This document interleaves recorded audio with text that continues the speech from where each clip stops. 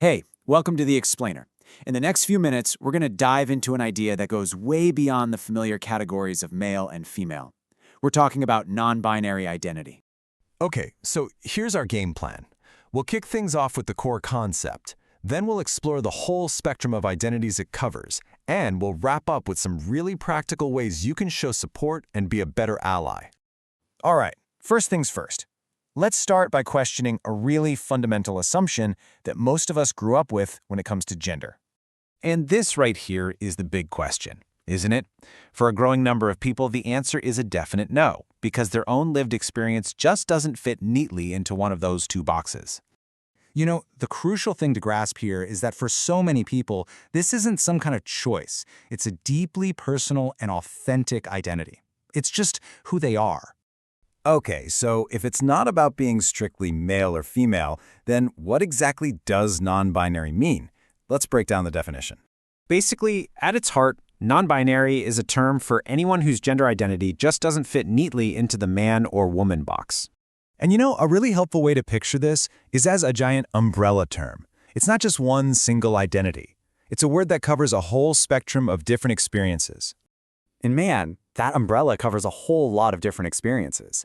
For one person, it might be feeling like they're somewhere in between masculine and feminine. For someone else, they might not identify with either of those concepts at all. And then for others, gender can actually feel like it shifts and changes over time. But the one thing they all have in common is that old binary framework, it just doesn't work for them. But you know, this is about so much more than just a word in the dictionary. Let's talk about why simply seeing and acknowledging non-binary people is so powerful.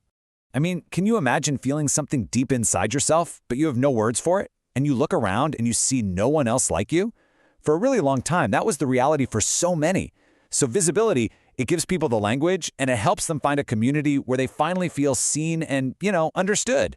Yeah, so when we start seeing non-binary people in our media, in our day-to-day conversations, it does something absolutely crucial. It validates their entire experience.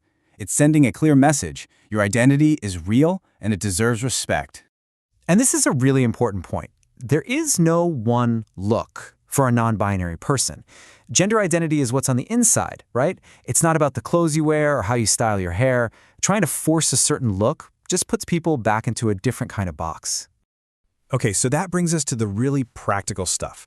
How can we all pitch in to create a more supportive environment? You know, being a good ally isn't about being perfect. No one expects that. But it is about being intentional. And these 3 steps, they're a fantastic place to start. Just listen, really listen, respect people's pronouns, and try not to make assumptions. It honestly all just boils down to respect. Pronouns are a huge piece of the puzzle, and using them correctly is probably one of the most direct ways you can show someone respect. Now, a lot of non-binary people use they/them, but others might use different pronouns. The only thing that matters is listening to what that specific person uses for themselves. Okay, but what if you mess up? This is a fear a lot of people have. The good news? It happens. Mistakes are totally expected, especially when you're learning something new. The most important thing is how you handle it. Accountability and just trying to do better next time, that's what's key. A quick, "Oh, sorry, I meant they," is usually all you need to do. No big drama. All right, so let's zoom out and connect all these dots to the bigger picture here, building a more inclusive world for everyone. You know, this quote really nails it.